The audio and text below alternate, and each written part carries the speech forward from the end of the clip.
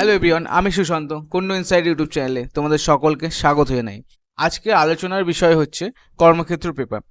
এই কর্মক্ষেত্র পেপারে তোমরা দেখতেই পাচ্ছ যে 31শে জুলাই যে পেপারটা বেরিয়েছিল, সেখানে কি কি চাকরি বিজ্ঞপ্তি বেরিয়েছে সেটাই আলোচনা করে দেবো। তো প্রথম যে চাকরির খবরটা তোমাদের জানাবো সেটা হচ্ছে দেশ জুড়ে রেলে 7,951টি পদ রয়েছে, শূন্য পদ রয়েছে। এটা আলোচনা করব যে এখানে কোন কোন পোস্টে এবং কি কি তার কোয়ালিফিকেশান, যোগ্যতা কি কি চাই, তো সেগুলো ডিটেলস আলোচনা এখানে করে দেবো। তো তোমরা সঙ্গে থাকবে এবং যারা এই চ্যানেলটার সাথে এখনও যুক্ত নেই তাদের বলবো সাবস্ক্রাইব করে নেবে চ্যানেলটা এবং নতুন নোটিফিকেশান পাওয়ার জন্য বেল আইকনটাকে প্রেস করে রাখবে। তো চলো ভিডিওটা শুরু করা যাক।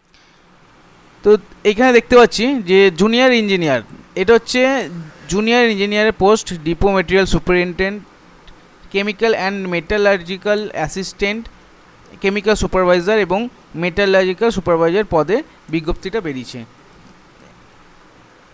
Junior engineer, material superintendent, chemical and metallurgical assistant, chemical supervisor এবং মেটালার্জিক্যাল সুপারভাইজার পদে 7,951 জন নেবে ভারতীয় রেল।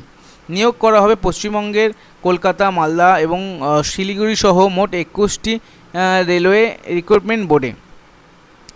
এই নিয়োগের সেন্ট্রালাইজড এমপ্লয়মেন্ট নোটিশ নাম্বারটি হচ্ছে, এই নাম্বারটা হচ্ছে নোটিশ নাম্বার। আরআরবি অনুসারে শূন্যপদের বিন্যাস। এবার কী কী সিট আছে সেটা জেনে নেব। আরআরবি কলকাতা 660টি সিট রয়েছে। তো সাধারণ হচ্ছে 320টি, মানে জেনারেল। তপশিলি জাতি 96 এবং তপশিলি উপজাতি হচ্ছে 66টি। ওবিসি হবে লাগবে হচ্ছে 114টি এবং আর্থিকভাবে অনগ্রসর হচ্ছে 64টি।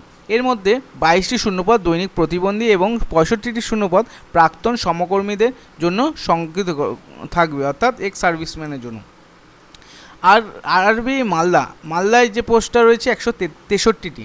সাধারণ জেনারেল হচ্ছে 74, তপশিলি জাতি হচ্ছে 19, তপশিলি উপজাতি হচ্ছে 10টি এবং ওবিসি 41টি। আর্থিকভাবে অনগ্রসর হচ্ছে 19টি। এর মধ্যে 11টি শূন্যপদ দৈনিক প্রতিবন্ধী এবং 19টি শূন্যপদ প্রাক্তন সমকর্মীদের জন্য সংরক্ষিত থাকবে।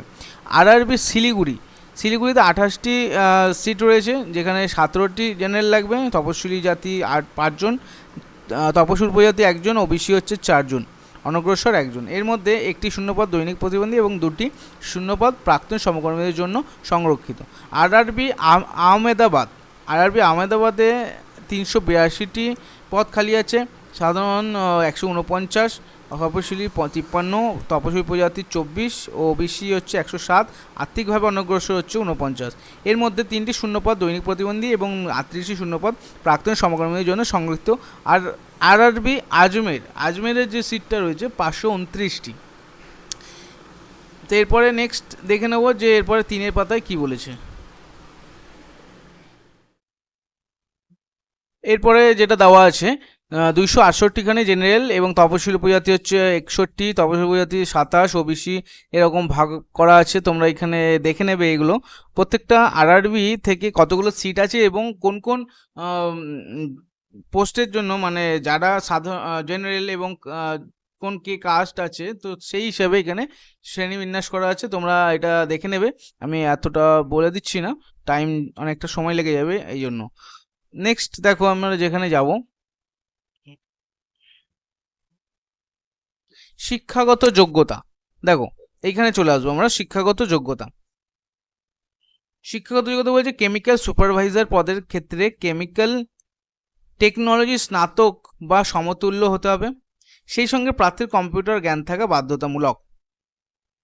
মেটালজিক্যাল সুপারভাইজার রিসার্চ পদের জন্য মেটালজিক্যাল ইঞ্জিনিয়ার স্নাতক সমতুল, এর সঙ্গে প্রার্থীর কম্পিউটার জ্ঞান থাকা বাধ্যতামূলক। জুনিয়র ইঞ্জিনিয়ার পদের যেটা ইলেকট্রিক্যাল আছে তার জন্য মেকানিক্যাল বা ইলেকট্রনিক শাখায় 3 বছরের ডিপ্লোমা থাকতে হবে। উপরোক্ত মূল শাখার আয়ত্তাধীন অন্যান্য বিষয়ের কম্বিনেশন নিয়ে পড়লেও আবেদন করা যাবে। জুনিয়র ইঞ্জিনিয়ার পদের ক্ষেত্রে সিভিল শাখায় 3 বছরের ডিপ্লোমা বা বিএসসি থাকতে হবে। সিভিল শাখার আয়ত্তাধীন অন্যান্য বিষয়ের কম্বিনেশন নিয়ে পড়লেও আবেদন করা যাবে। এরপর যেটা দিচ্ছে জুনিয়র ইঞ্জিনিয়ার ট্র্যাক মেশিন পদের ক্ষেত্রে মেকানিক্যাল প্রোডাকশন বা অটোমোবাইল বা ইলেকট্রিক্যাল ইলেকট্রনিক্স বা ইনস্ট্রুমেন্ট অ্যান্ড কন্ট্রোল ইঞ্জিনিয়ারিংয়ে 3 বছরের ডিপ্লোমা থাকতে হবে। উপরোক্ত মূল শাখায় আয়ত্তাধীন অন্যান্য বিষয়ে কম্বিনেশন নিয়ে পড়লেও আবেদন করা যাবে। জুনিয়র ইঞ্জিনিয়ার মেকানিক্যাল পদের ক্ষেত্রে মেকানিক্যাল বা ইলেকট্রিক্যাল বা ইলেকট্রনিক্স বা ম্যানুফ্যাকচারিং বা মেকাট্রনিক্স বা ইন্ডাস্ট্রিয়াল বা মেশিনিং বা ইনস্ট্রুমেন্টেশন অ্যান্ড কন্ট্রোল বা টুলস অ্যান্ড মেশিনিং বা টুলস অ্যান্ড ডাই মেকিং বা অটোমোবাইল বা প্রোডাকশন ইঞ্জিনিয়ারিংয়ে 3 বছরের ডিপ্লোমা করতে হবে থাকতে হবে। ঠিক আছে, তো এরপরে আছে জুনিয়র ইঞ্জিনিয়ার ডিজেল ইলেকট্রিক্যাল পদের ক্ষেত্রে মেকানিক্যাল বা ইলেকট্রিক্যাল বা ইলেকট্রনিক্স ইঞ্জিনিয়ারিং 3 বছরের ডিপ্লোমা থাকতে হবে।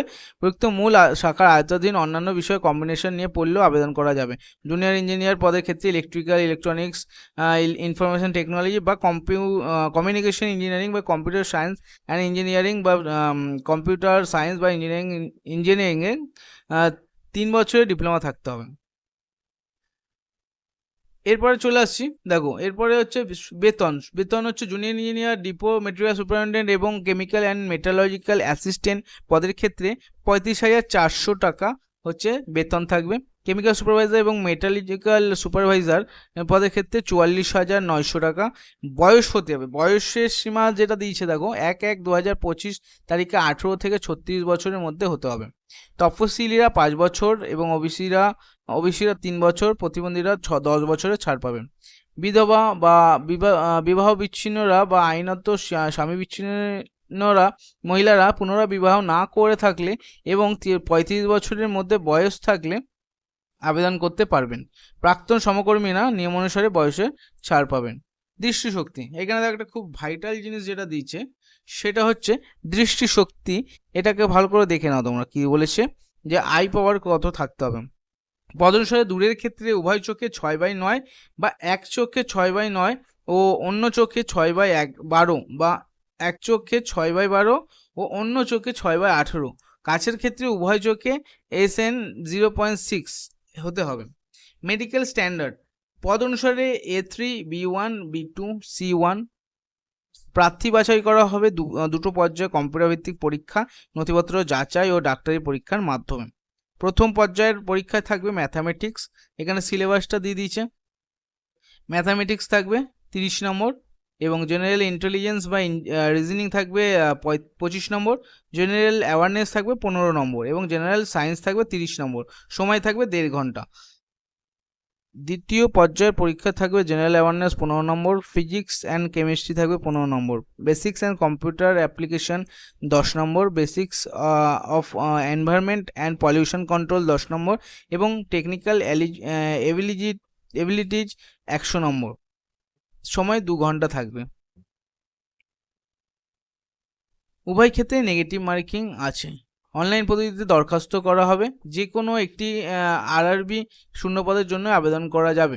প্রার্থীর চালু ইমেল আইডি থাকতে হবে। অনলাইন দরখাস্ত করতে হবে। প্রার্থী যে আরআরবি শূন্যপদে আবেদন করবেন তার নির্দিষ্ট ওয়েবসাইটের মাধ্যমে। পশ্চিমবঙ্গের আরআরবি ওয়েবসাইটগুলি হলো, যেটা এখানে দিয়ে দিয়েছে পশ্চিমবঙ্গের যে আরআরবি ওয়েবসাইট www.rrbkolkata.gov.in কলকাতা, ঠিক আছে। তা মালদার দিয়ে দিচ্ছে, দেখে নেবে তোমরা। শিলিগুড়িরও দিয়ে দিয়েছে। দরখাস্ত করা যাবে 29শে আগস্ট পর্যন্ত টাইম দিয়ে দিয়েছে। প্রার্থীকে প্রথমে অ্যাকাউন্ট তৈরি করতে হবে, তারপর আবেদন করা যাবে। অনলাইন দরখাস্ত পূরণের সময় প্রার্থীর স্ক্যান করা পাসপোর্ট মাপের রঙিন ফটো, আর যেটা ফরম্যাটটা কি হবে, ফরম্যাট হবে হচ্ছে জেপিজি ফরম্যাট 30 থেকে 70 কেবি সাইজের মধ্যে। সই যে সিগনেচারটা জেপিজি ফরম্যাটে 30 থেকে 70 কেবি সাইজের মধ্যে এগুলো হতে হবে। আর প্রযোজ্য ক্ষেত্রে কাস্ট সার্টিফিকেট যেটা আছে সেটা পিডিএফ ফরম্যাটে 500 কেবি সাইজের মধ্যে হতে হবে এবং আপলোড করে দিতে হবে। অনলাইন দরখাস্ত করার সময় রেজিস্ট্রেশন নম্বর পাওয়া যাবে, নম্বরটি লিখে রাখবেন। ফি বাবদ 500 টাকা লাগবে এবং কম্পিউটার ভিত্তিক পরীক্ষায় যারা বসবেন তাদের ব্যাংক চার্জ বাদ দিয়ে 400 টাকা ফেরত দেওয়া হবে এবং এক্সামে অ্যাটেন্ড করলে এক্সামটা তাহলে আবার রিটার্ন দিয়ে দেওয়া হবে। মহিলা, তপশিলি, আর্থিক বা সমরকর্মী, প্রাক্তন সমরকর্মী, তারপর সংখ্যালঘু, ট্রান্সজেন্ডার প্রার্থীদের ক্ষেত্রে 250 টাকা লাগবে। এক্ষেত্রে যারা কম্পিউটার ভিত্তিক পরীক্ষা বসবেন তাদের ব্যাংক চার্জ বাদ দিয়ে পুরো ফি ফেরত দেওয়া হবে। অনলাইনে ডেবিট কার্ড বা ক্রেডিট কার্ড বা ইন্টারনেট ব্যাংকিং বা ইউপিআই এর মাধ্যমে ফিস জমা করতে পারবে। দরখাস্ত সংশোধন করা যাবে 30 আগস্ট থেকে 8ই সেপ্টেম্বর পর্যন্ত। তো এই হলো বিস্তৃত আলোচনা, তোমরা দেখে নেবে। তোমরা যদি মনে হয় যে এই পিডিএফটা লাগবে তো আমাকে কমেন্ট বক্সে কমেন্ট করবে, আমি পিডিএফটা দিয়ে দেবো। তাহলে ভিডিওটা এখানেই শেষ করছি আজকে, পরের ভিডিও আবার খুব শীঘ্রই আসবে। নমস্কার।